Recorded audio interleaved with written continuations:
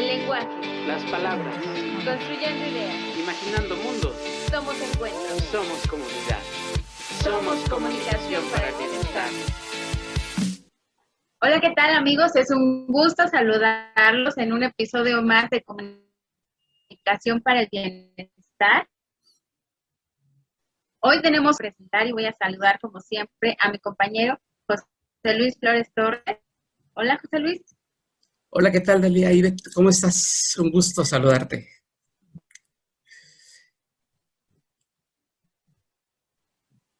Muy bien, y estoy muy emocionada porque, como comentaba, hoy vamos a hablar muy sólido teóricamente y estamos hablando del contramarketing. Y para hablarnos de este tema que todavía me tiene un poco en shock, les voy a presentar a Ricardo Prado. Ricardo, ¿cómo estás? Es un gusto tenerte con nosotros hoy. Muchas gracias. ¿Qué tal, Dalia? Muchas gracias. José Luis, muchísimas gracias. Que a sus órdenes y qué gusto estar con ustedes. Oye, Gusto Ricardo, pues saludarte, muchas Ricardo. gracias porque sabemos que Igualmente, gracias.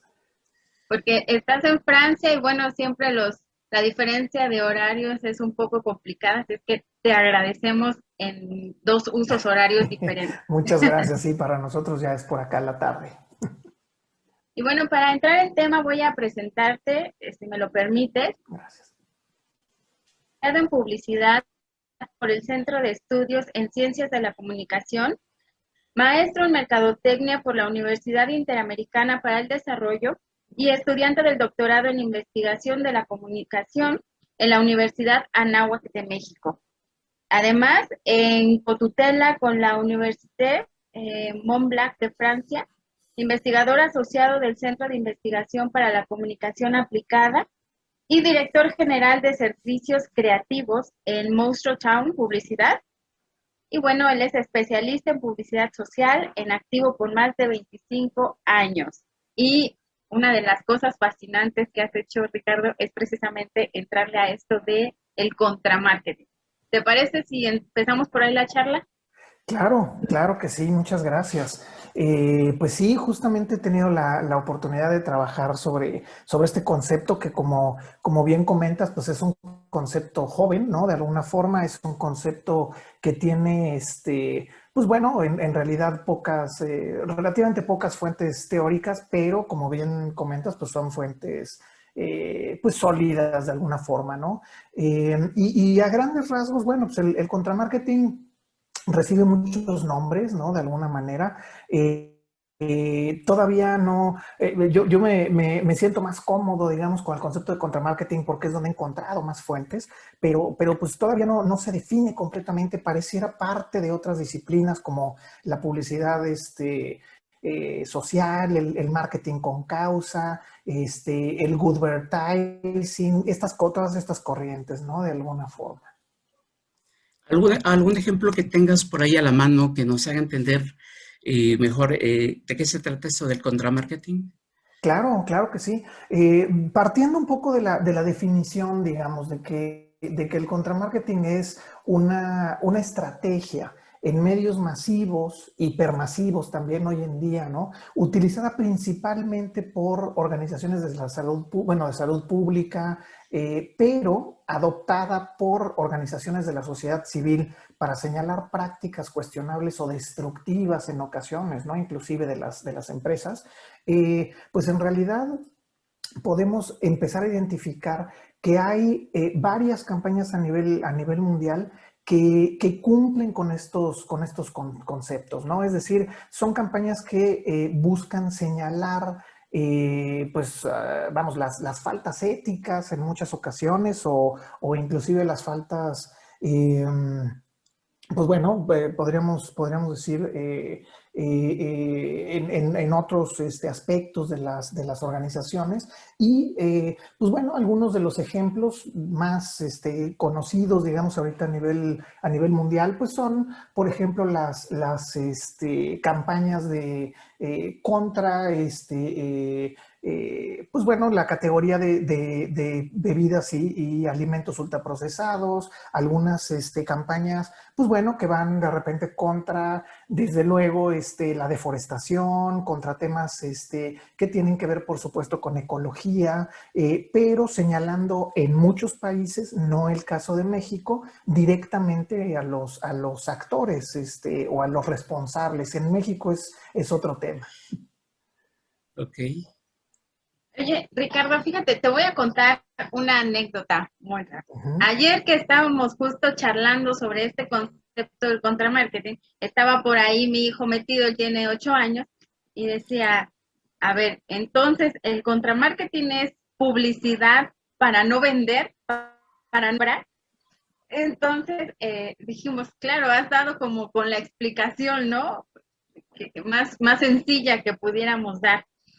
Entonces nos surgía esta pregunta, Ricardo, si hay esta idea o esta necesidad del contramarketing, ¿significa entonces que hay algo que no marcha bien con el marketing tradicional o que está teniendo ciertas fallas? ¿Por dónde le entramos? Híjole, qué buena pregunta. Y bueno, además, pues bueno, la maravilla de la mente infantil que no está contaminada, ¿no? Con tantas cosas que tienen siempre, Exacto. son tan precisos, justamente. Sí, por supuesto, es decir, yo no quisiera señalar, no quisiera señalar que de alguna forma hay algo que no esté funcionando bien con la disciplina, hay algo que no esté funcionando. Como en todas las áreas, son justamente las prácticas, en muchas ocasiones individuales y en muchas ocasiones, pues sí, organizacionales, ¿no? Estas prácticas, pues que desafortunadamente son prácticas en las que yo me atrevería a decir, en la mayoría de los casos, se antepone el interés económico a los intereses de la sociedad, a los intereses de los stakeholders, a los intereses, pues sí, de todos los involucrados con una organización o con una marca. Entonces, pues yo no quisiera, insisto, con los mercadólogos y con los publicistas, sino, bueno, y comunicólogos, sino más bien con sus prioridades, ¿no? Insisto, sobre todo si la prioridad, pues es ganar dinero y a costa de lo que sea. Ok. Y una parte de lo que has hecho es justamente trabajar con la parte del etiquetado, el etiquetado frontal mexicano. Y nos llama la atención el caso de Bimbo. ¿Y qué pasa ahí con la muerte de Bimbo, la muerte del osito Bimbo?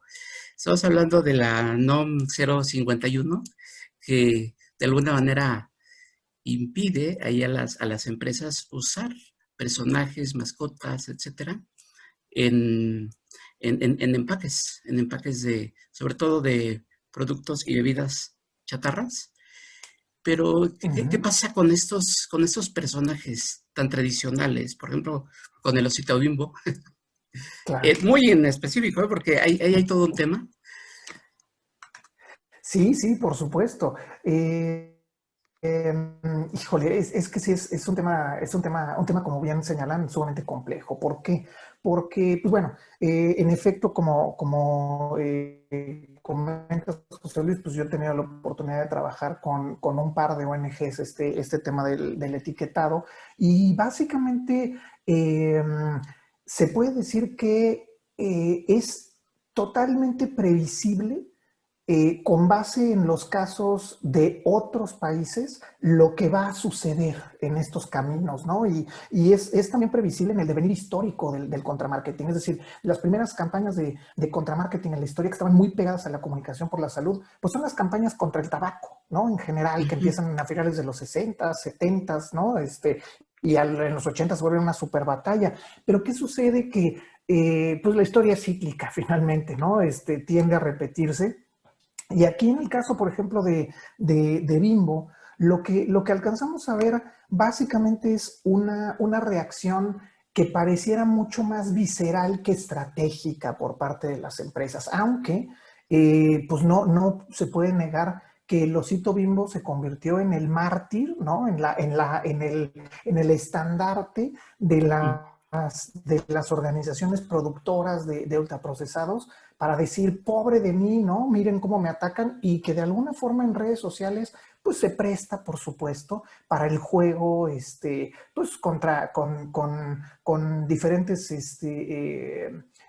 pues bueno, grupos, ¿no? De alguna forma, algunos a favor, algunos en contra, aunque sí me gustaría señalar que a nivel cuantitativo y cualitativo en los estudios que se han llevado a cabo en México y en otros países, generalmente la gente está de acuerdo con los etiquetados, es decir, no están de acuerdo en muchas ocasiones pues con los diseños, no está en muchas ocasiones de acuerdo con que se atente contra sus marcas favoritas, ¿no? Dentro de este formato de Kevin Roberts, ¿no? Del Love Mark, de alguna forma, pues porque nos enamoramos de las marcas, establecemos con ellas una relación emocional realmente. Pero ¿qué pasa? Que evidentemente, y el caso del osito Bimbo es icónico, lo que sucede en muchas ocasiones, y esto se ha visto en otros países donde el etiquetado ha llegado antes, pues evidentemente las organizaciones buscan pues dar algo que coloquialmente yo quisiera decir como un manotazo en la mesa para decir, a ver, espérenme, yo aquí estoy, ¿no? Pero insisto, me parece bueno, desde lo personal creo que es mucho más una... pues un esfuerzo táctico para decir, miren, y además me parece que en contra inclusive de los intereses de las mismas organizaciones, miren cómo le gano a la ley, miren cómo me salgo con la mía, porque finalmente si lo analizamos desde la estrategia, ¿no? Desde lo organizacional, pues no tiene grandes ventajas, porque se convierten un poco en los enemigos públicos, por decirlo así.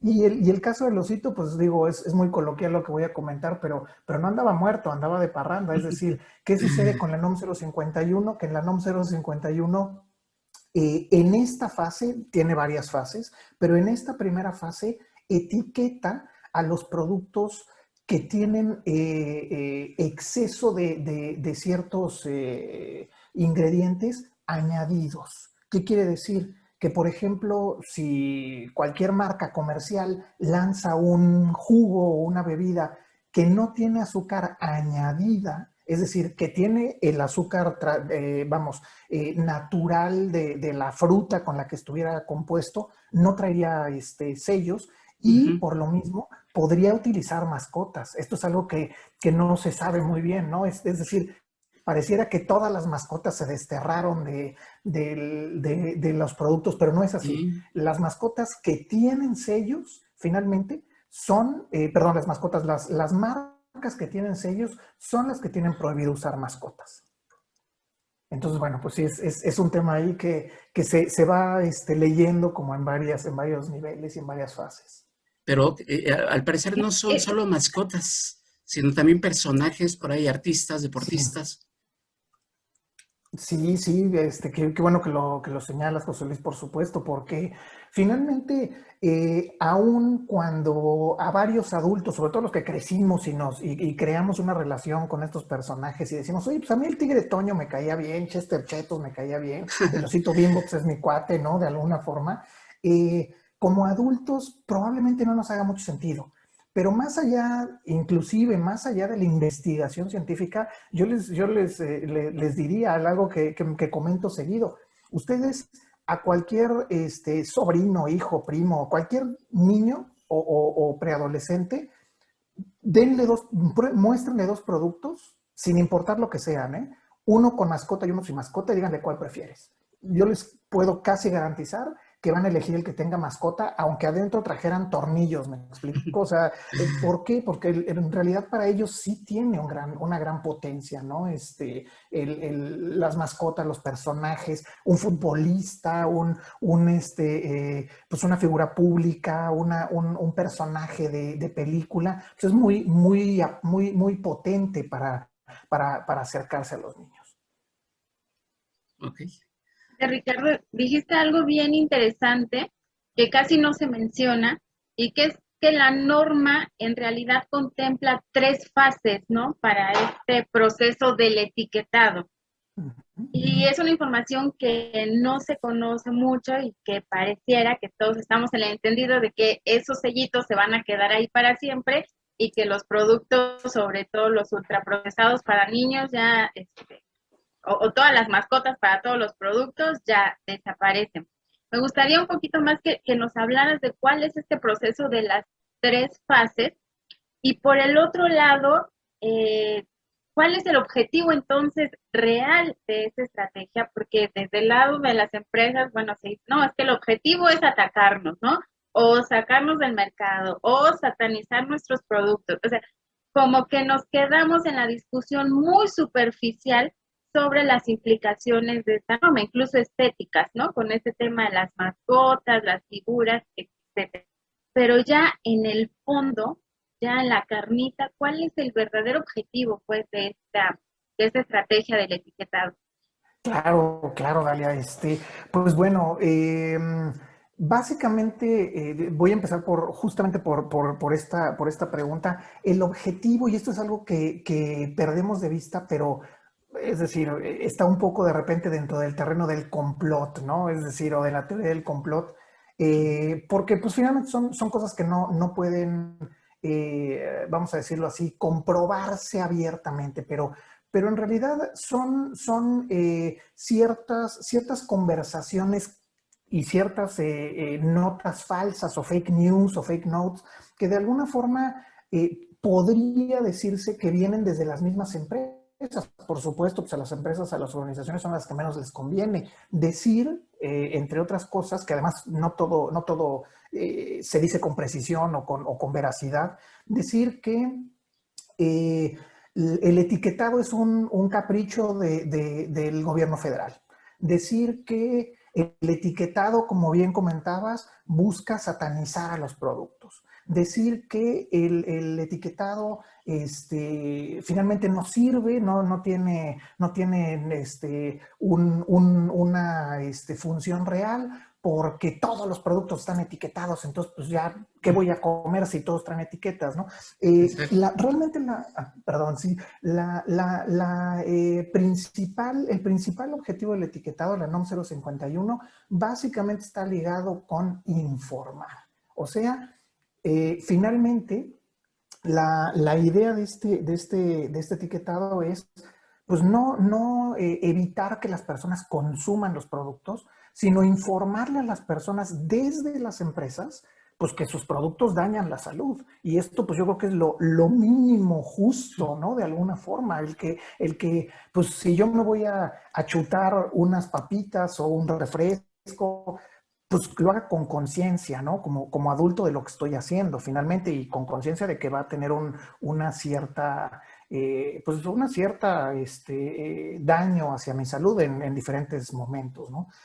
Ahora, en cuanto al tema de las fases, la realidad es que las fases pues se van endureciendo. Esta primera fase es solamente para productos, como comentaba, que tienen ingredientes añadidos. O sea, que se les pone más azúcar, que se les pone más sal, etcétera, ¿no? Pero en las siguientes fases se contempla, por ejemplo, que ya un producto que de forma natural tiene exceso de azúcar, pues también lleva un etiquetado. Y en este momento no es así.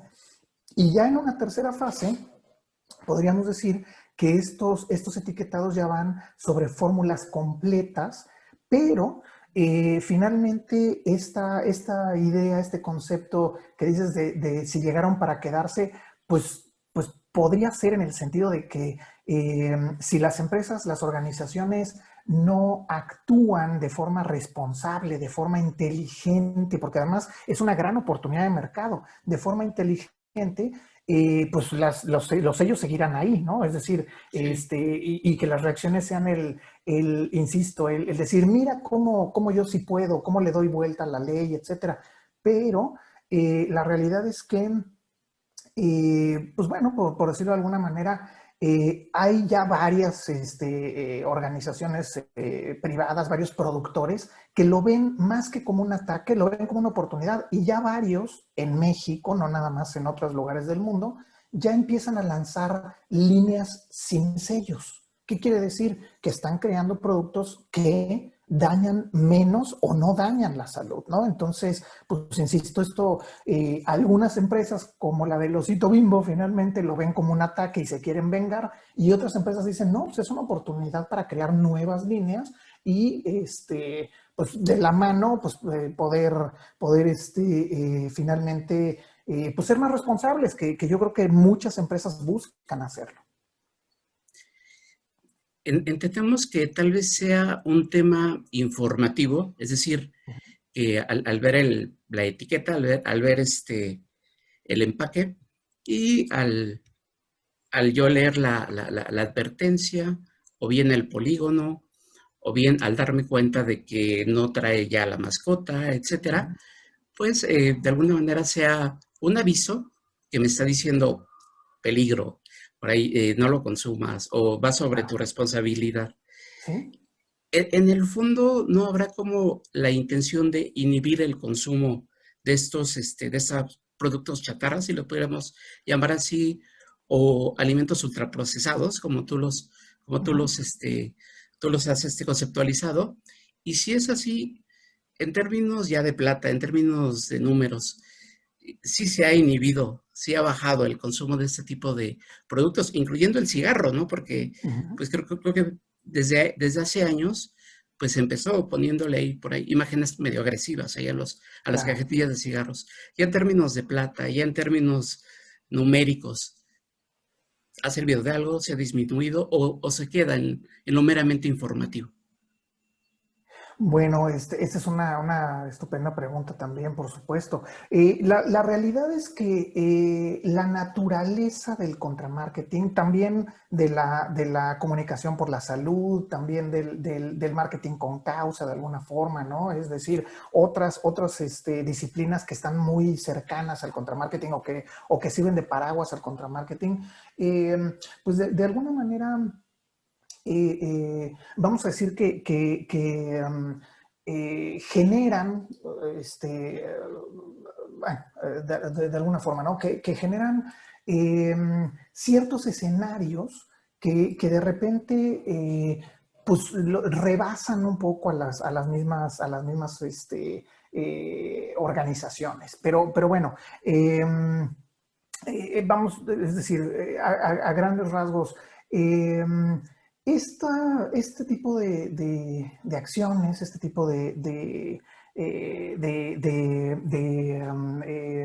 estrategias, como es el etiquetado, no son estrategias únicas y no son estrategias que se puedan medir en un corto o en un mediano plazo. El ejemplo que decías de las cajetillas es sumamente interesante porque este tipo de marketing tiende a descalificarse, por supuesto, por parte pues, de los que, insisto, sobre todo de los que somos fans de las marcas, ¿no? Y muchas veces me he topado con fumadores, ¿no? Consumidores de tabaco, que me dicen, ay, bueno, pero yo la primera vez que compré uno que traía una rata muerta o lo que sea, pues sí me choqueó un poco, pero ya me acostumbré. O venden fundas y entonces lo vendo de una funda. Claro, pero lo que no se analiza en este caso es, por ejemplo, que este tipo de campañas, la del tabaco específicamente, no va dirigida al fumador, porque el fumador ya fuma, el fumador ya es adicto al tabaco, finalmente, a la nicotina. Estas campañas generalmente van dirigidas al entorno del fumador. Y es ahí donde evidentemente al fumador ya no le molestan este tipo de impresos tan agresivos, pero sí a su entorno, sea a sus hijos, sea a sus parejas, a sus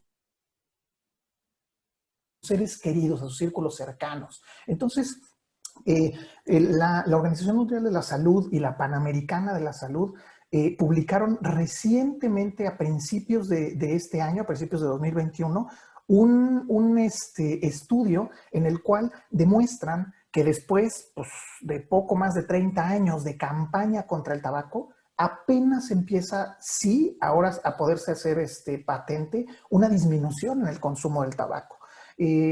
insisto, y sí, más allá de la información, porque bueno, pues sí es meramente informativo, por supuesto busca en diferentes fases generar en nosotros, en todas las personas, sobre todo en los jóvenes y en los niños, de los que hoy son niños, ¿no? De alguna forma, ciertas competencias alrededor del consumo. Aquí hay algo que es importante también analizar, es decir, las marcas se sienten atacadas en muchas ocasiones, pero lo que ellas no, bueno, lo que las marcas, los tomadores de decisiones de estas organizaciones no toman, parecieran no tomar en cuenta, es el hecho de que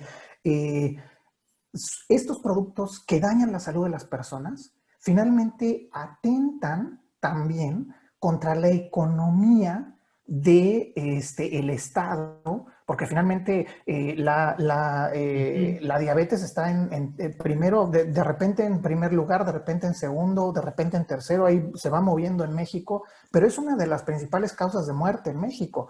¿Y qué quiere decir? Que finalmente esto debilita la economía porque una persona que se enferma finalmente debilita desde lo emocional y desde lo económico, pierde su productividad y después en el caso de la salud pública pues se vuelve una carga para la salud pública y para la salud del Estado y esto merma evidentemente pues los impuestos que pagamos nosotros, ustedes, las organizaciones, o sea, finalmente sí hay una afectación económica, ¿no? Hay una disminución, pues yo no me atrevería a decir realmente, en tal estudio dice que el etiquetado ya logró una disminución, porque insisto, no es una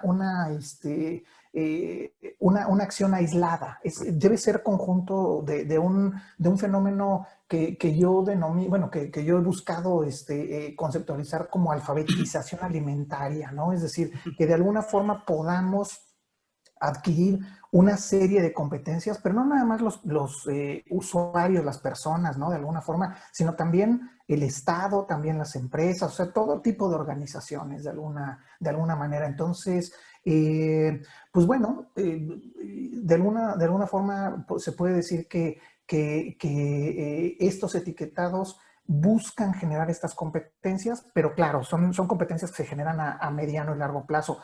Sin embargo, yo he podido observar en algunos estudios, sobre todo cualitativos, que un público, una audiencia que está muy receptiva al tema del etiquetado son los papás jóvenes.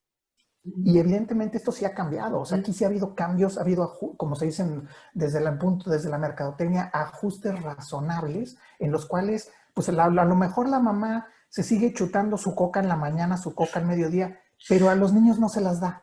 O a los niños, o lo hace un poco a escondidas, es decir, son finalmente temas donde sí vemos que se está generando una conciencia, sobre todo entre estas personas de las que dependen, pues niños, ¿no? Menores. Okay. Oye, Ricardo, pues te voy a decir que yo ayer, justo después de la charla que tuvimos previa a esta entrevista, ya no sabía qué darle de comer a mi hijo ni qué darle de beber y estábamos en una situación complicada porque estábamos fuera de casa y me acordaba de ti, de tus palabras y eso significa que sí, o sea, me di cuenta que sí hay un impacto real finalmente en los tomadores de decisiones, quien decide la compra, quien decide qué alimento al final va a manos de los niños sobre todo, ¿no? Claro. Y me encanta mucho este concepto de alfabetización alimentaria, sobre todo a los niños, ¿no? Hay que llevarlos por ese camino. Y Sí. pareciera que esta cosa del etiquetado es una ocurrencia de este gobierno o de los gobiernos. Ahora mismo está la discusión en Colombia sobre si esta ley se aprueba o se va a perder la oportunidad. Pero entiendo que es un trabajo científico interdisciplinario que lleva ya muchos años, lleva su recorrido y también le ha sufrido, ¿no? ¿Por qué no nos cuentas un poquito sobre el recorrido para llegar a estos hexágonos? Claro que sí. Y qué bueno que lo señalas, Dalia, por supuesto. En efecto, uno de los problemas más inmediatos que tiene el etiquetado es que se le asocia como dices, pues con una decisión caprichosa de los tomadores de decisiones actuales, gubernamentales. Pero la realidad es que es un proceso que tiene, en el que personalmente tengo trabajando más de 12 años y que tiene en México una historia de casi 14, 15 años. Es decir, finalmente es un esfuerzo que no se le ocurrió un día al señor secretario de Salud, al señor presidente. No, no, es un esfuerzo de muchas personas, de muchas organizaciones que se viene gestando en México pues casi década y media, pero a nivel mundial se ha gestado también de una forma pues ya bastante más, vamos a decirlo así, pues digo, tiene mucho más tiempo, ¿no?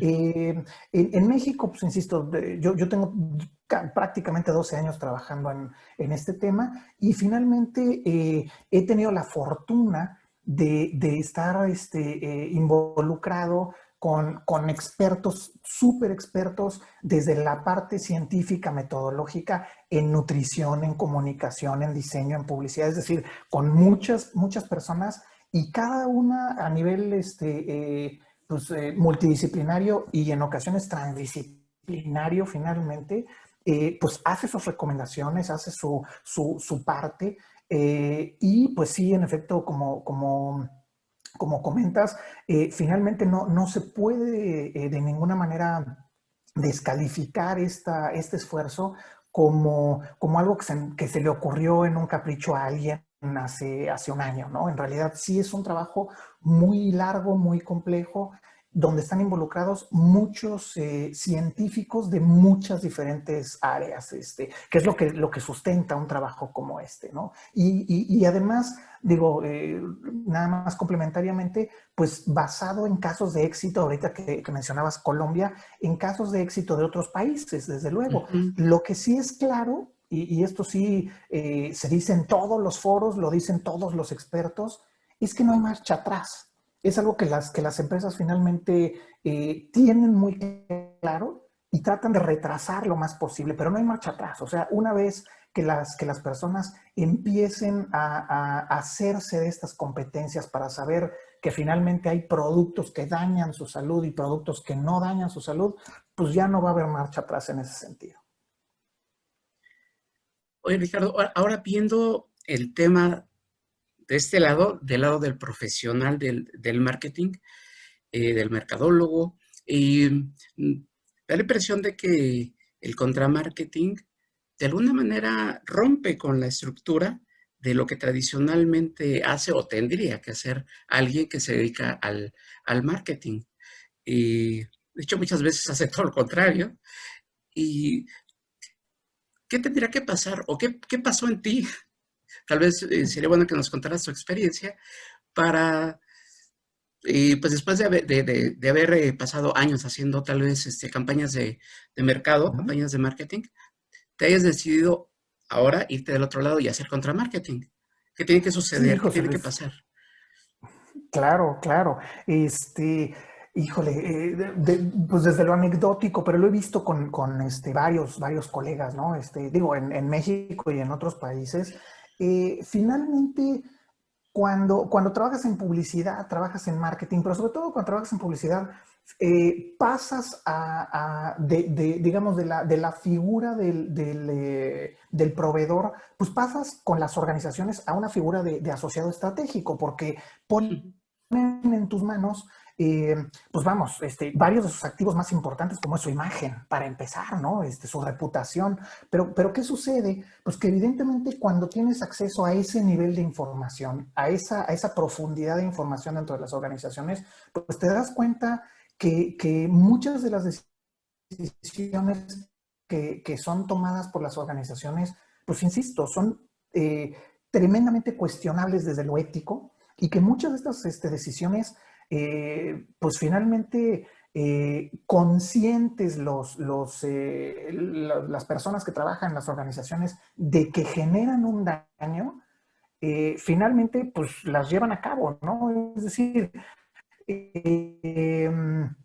hay una contradicción finalmente en este caso, y es algo de lo que a mí me pasó. Finalmente yo afortunadamente he tenido la oportunidad de trabajar con casi todas las categorías generales de productos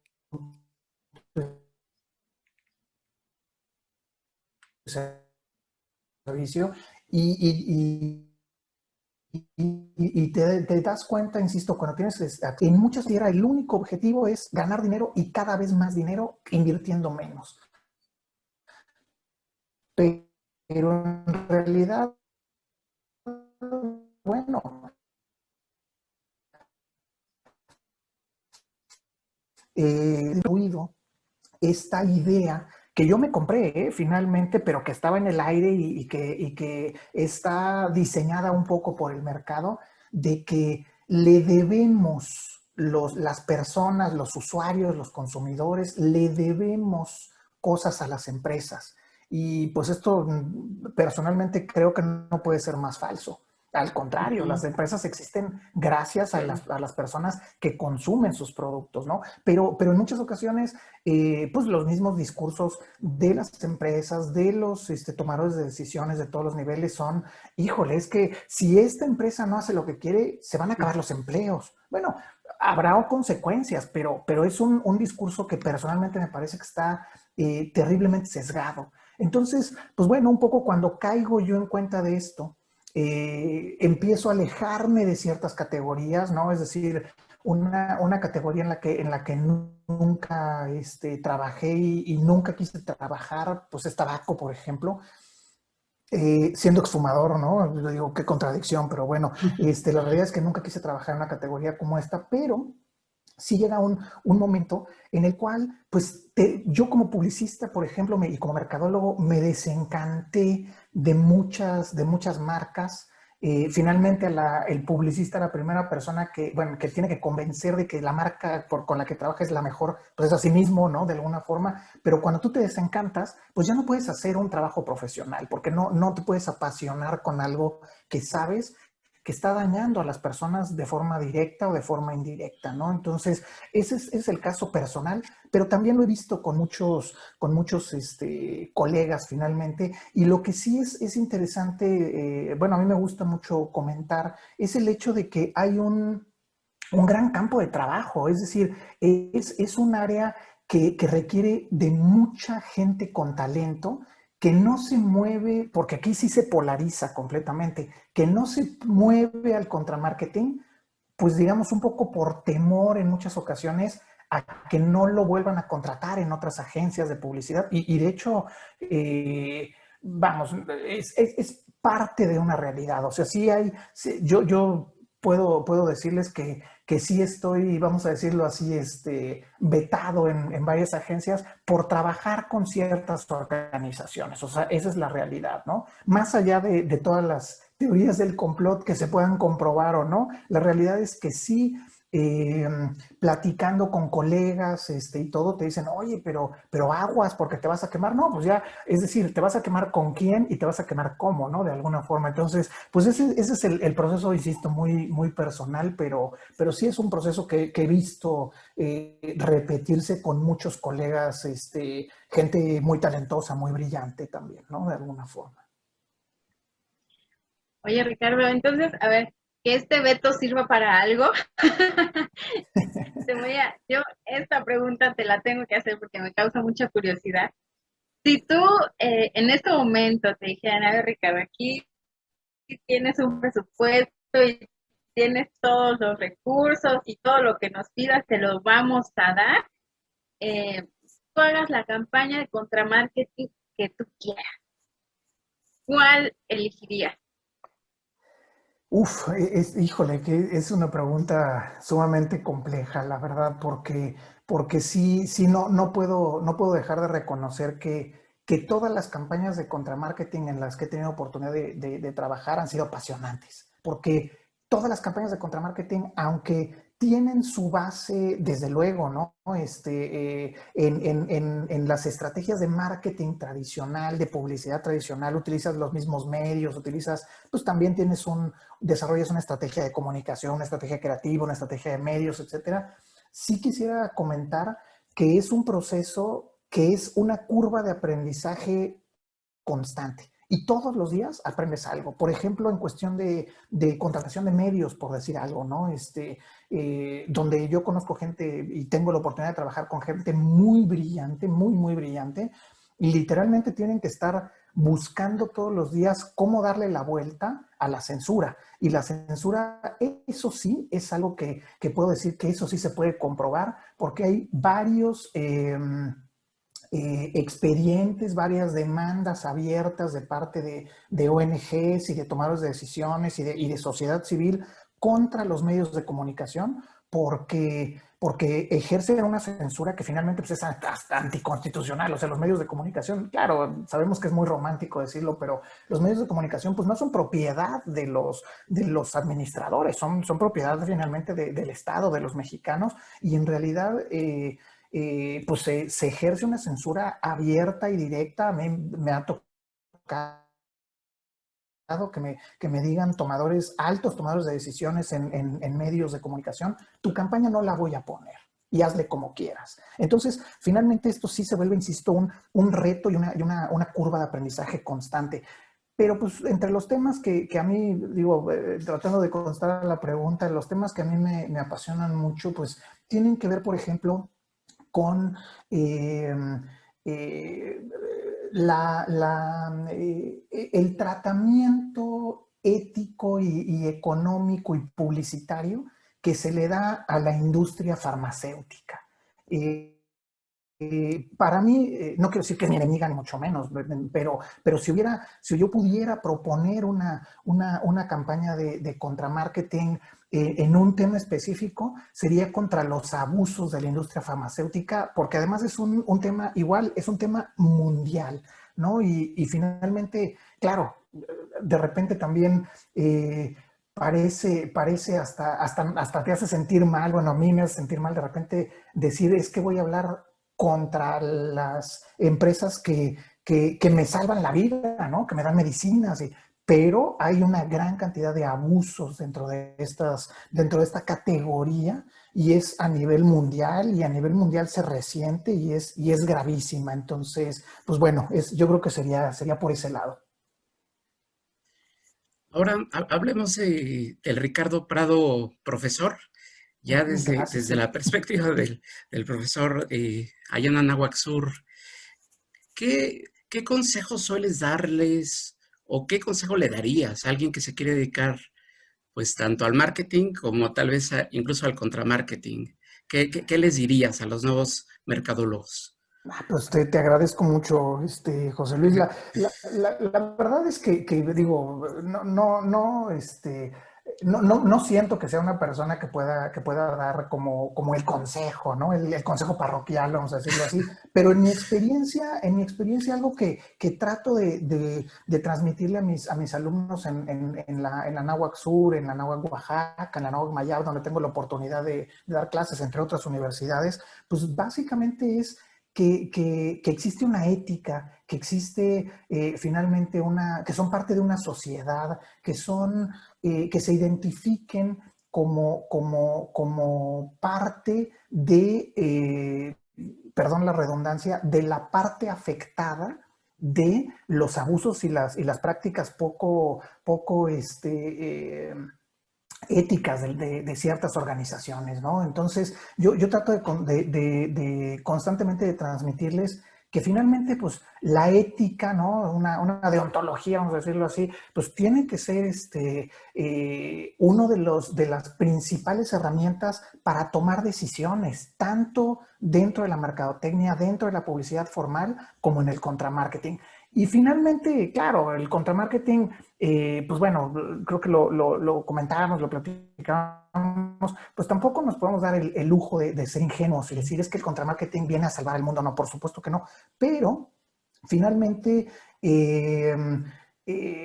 es una disciplina o subdisciplina de alguna forma, no sé, que sí está generando comunicación en favor de temas que protegen a las personas. Insisto, más allá de los intereses que pudiera haber detrás, pues la realidad es que son en favor de mejores prácticas. Y finalmente, si las empresas tienen mejores prácticas y pasan de un nivel lineal a un nivel productivo, ¿no? Idealmente de comunicación, pues la realidad es que será suena muy utópico, pero será finalmente en beneficio de toda la sociedad, ¿no? De alguna forma. Entonces, pues aquí yo lo que digo de forma coloquial con ellos muchas veces es, si van ustedes a trabajar en una empresa que hace daño y saben que están haciéndole daño a alguien, pues por lo menos avísenle. Y que las personas, los adultos, porque los niños, si son los menores de edad, son otro tema, pero que los adultos puedan tomar decisiones y puedan decir, pues no me importa, yo quiero consumir esto, aunque me haga daño, pero finalmente que tengan los elementos para tomar las decisiones, ¿no? Insisto, y sobre todo identificándose como parte afectada también, pues porque finalmente tienen vamos, una integridad, una salud propia, pero también tienen familia y tienen círculos cercanos y personas que quieren y por supuesto, pues estas se van a ver afectadas también. Va un poco por ahí lo que trato de transmitir, aunque en muchas ocasiones, y bueno, pues con justa razón probablemente, pues me tachen de repente de romántico, de utópico en este sentido, ¿no? Pero bueno, me gusta tratar de dejar un poco esta idea. Okay. Oye, Ricardo, pues te agradecemos mucho. La verdad es que este proceso de descubrir el concepto de contramarketing en lo personal me tiene muy emocionada porque no soy de las fans del marketing precisamente por las implicaciones éticas, ¿no? Que a veces tienen que sortear y no siempre con buen puerto los que se dedican a este tema. Pero me parece una labor muy padre la que hacen desde el contramarketing. Eh, Me quedo con eso de que no somos los consumidores los que le debemos a las empresas nuestro bienestar, sino es al contrario, ¿no? Las empresas y los que se dedican a hacer su marketing, su publicidad, tienen una responsabilidad directa con el bienestar del consumidor del otro lado, y los que hacen marketing, pues, están de esta trinchera finalmente, ¿no? No sé si te gustaría agregar algo, Ricardo, algo que se nos haya quedado por ahí. Bueno, mil gracias. Antes que nada, el agradecido soy yo, por supuesto. La verdad es que siempre es un placer poder, pues digo, comentar estos temas, sobre todo, pues bueno, cuando hay, pues preguntas detonadoras, inteligentes, pues siempre es un placer, ¿no? Y sobre todo, bueno, pues de verdad me siento muy honrado, de que me hayan invitado y pues básicamente sí, va un poco en ese sentido, es decir, en el sentido de alguna manera de tratar de ubicarnos, pues sobre todo los profesionales, ¿no? De alguna forma, en cada quien desde su trinchera, pues en una, digamos, desde una perspectiva más crítica respecto a las cosas, pues que a lo mejor de niños dábamos por hecho que así eran y que no podían cambiar, y darnos cuenta que hay forma de cambiarlo. El contramarketing es verdaderamente apasionante y la verdad es que, vamos, no es algo que repiten muchos colegas y yo lo comparto, ¿no? Es decir, cuando te dedicas a la mercadotecnia, a la publicidad, todos los desvelos y todos los momentos de ansiedad y de toma de decisiones complejas, etcétera, se ven recompensadas cuando ves tus campañas al aire, ¿no? Esa es la realidad. Pero cuando se trata del contramarketing, realmente yo te puedo decir que me siento todavía más recompensado, por decirlo de alguna forma, porque pues sé que desde esta trinchera pues estoy poniendo un granito de arena para tratar de acercarnos, digo, entre todos, ¿no? A una sociedad más responsable, más crítica, pues más ética, quisiera yo pensar que buena falta hace en un momento como este. Pero bueno, pues básicamente es eso y agradecerles muchísimo el espacio porque siempre me da mucho gusto platicar con ustedes. Se nos quedan muchas cosas en el tintero, mucho de lo que haces. Está la otra parte, la del acercamiento a la publicidad, al marketing, ya desde la investigación, ya desde participar en foros, presentar ponencias, ya pues es otra faceta, pues, de lo que haces, y me parece que es bien, bien importante. De repente, una parte importante que no se ve mucho del marketing es que es muchísima investigación, básicamente, ¿no? Es la parte estratégica de la publicidad. Claro. Entonces, ese es otro tema que queda ahí como que en el tintero, pero fundamental, importantísimo, ¿no? Me parece, la parte de la investigación. Claro, claro, por supuesto, por supuesto. José Luis, digo, bueno, y desde luego es una parte fundamental, digo, robándoles un poquito más de tiempo en ese Adelante. sentido, porque la investigación finalmente eh, es la que le da una base creíble, una base sólida, una base real al contramarketing. Si el contramarketing se realizara solamente sobre rumores, pues evidentemente no tendría futuro alguno. El tema y lo que le pesa a las organizaciones en muchas ocasiones del contramarketing es que para hacer una campaña de contramarketing, como bien comentabas, si para hacer una campaña de marketing tienes que hacer una investigación muy profunda de categorías, de productos, de marcas, de entornos, de audiencias, en el caso del contramarketing, la investigación tiene que estar sustentada sí o sí siempre por una base muy sólida, académica, científica, ética,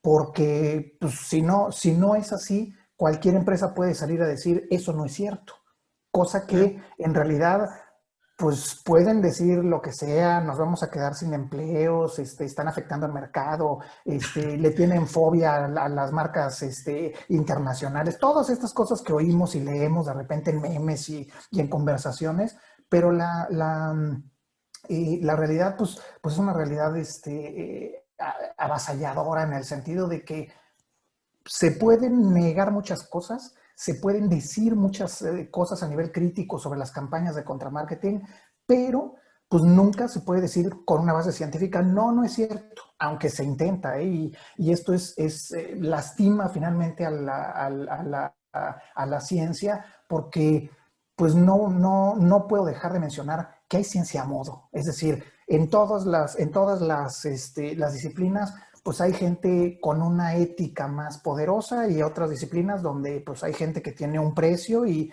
quien lo pueda pagar, pues finalmente lo va a pagar para que haya ciertos estudios que no se sustentan generalmente, ciertos estudios que digan no es cierto, el exceso de azúcar no hace daño, o el azúcar como tal no hace daño, el exceso de sodio no hace daño, las grasas trans no son tan terribles como se dice, los colorantes, etcétera, etcétera. Pero sí, qué bueno que lo mencionas, José Luis, porque sí, por supuesto, para el contramarketing la base académica, científica, ética es fundamental, porque pues, si no, no puedes sostener lo que dices. Claro. Oye, Ricardo, en serio nos daría para mucho esta charla contigo. Yo, por ejemplo, ahorita que me enfoco más a la comunicación política, estoy pensando en una campaña de contramarketing político, ¿no? Por ejemplo, que me encantaría a mí verlo, ¿no? Claro, no, bueno. Pero bueno, pero a lo mejor ese es un tema que podemos dejar ahí para otra intervención, si tú no lo permites. Yo encantado, encantado, de verdad encantado y por supuesto con muchísimo gusto, si en algún otro momento hay otro espacio para platicarlo, lo haré Sí. con mucho gusto, estoy a sus órdenes, claro que sí. Invitado Bueno, estás. Muchas gracias. sí, pues muchas gracias, Ricardo. Sabemos que ya es muy tarde allá en Francia y no queremos más disponer de tu tiempo, que ya ha sido muy Muchas generoso. gracias. Te agradecemos mucho. José Luis, muchas gracias, como siempre. Gracias. Y Gracias. muchas gracias a todos ustedes por acompañarnos una semana más. Les recordamos que se den una vuelta por nuestra página de internet y por nuestras redes sociodigitales. Muchas gracias. Hasta la próxima. Muchas gracias, Ivette, muchas gracias, José Luis, y muchas gracias a su audiencia. Qué amables. Gracias. Chao. El lenguaje, Las palabras. construyendo ideas, Imaginando mundos. somos encuentros. Somos comunidad. Somos comunicación para el bienestar.